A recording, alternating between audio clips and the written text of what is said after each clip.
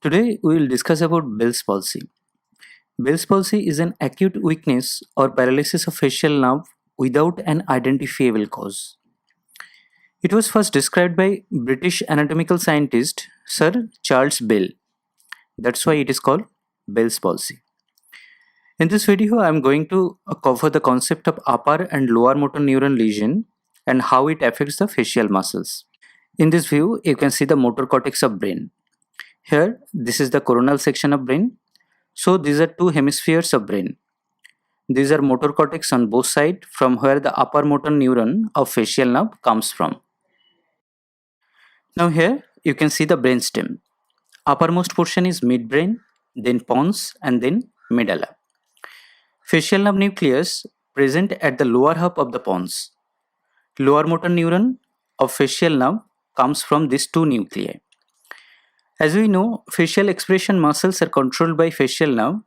Let's see how they are controlled by upper motor neuron and lower motor neuron. The facial nucleus is conceptually divided into two halves. The upper half provides the fibers to supply the upper face muscles, and lower half provides the fibers for lower half of the facial expression muscles. The upper half of the nucleus receives innervation from not only the contralateral motor cortex but also from the ipsilateral motor cortex. However, the lower half of the nucleus is innervated only by the contralateral motor cortex. Let's zoom this portion. Now come to this diagram. The face is divided into upper and lower with an imaginary line.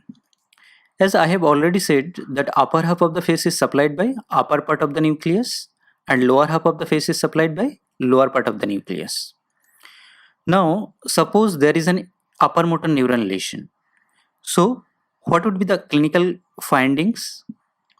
In this case, you will see paralysis of the contralateral lower facial musculature. Question is, why not the upper facial muscles? This is because of the ipsilateral innervation. Upper facial musculature receives bilateral innervation. This concept is very important. In this case, you can see patient is unable to smile on affected side or simply unable to raise the corner of mouth. Patient is unable to whistle and there is loss of nasolabial fold.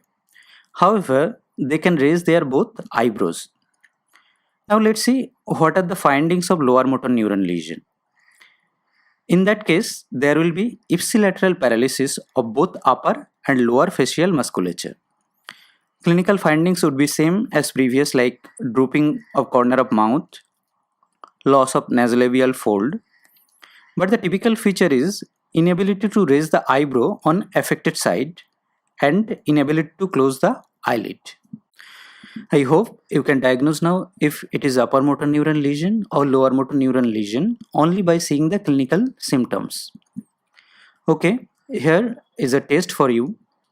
Pause the video and watch the facial expression carefully.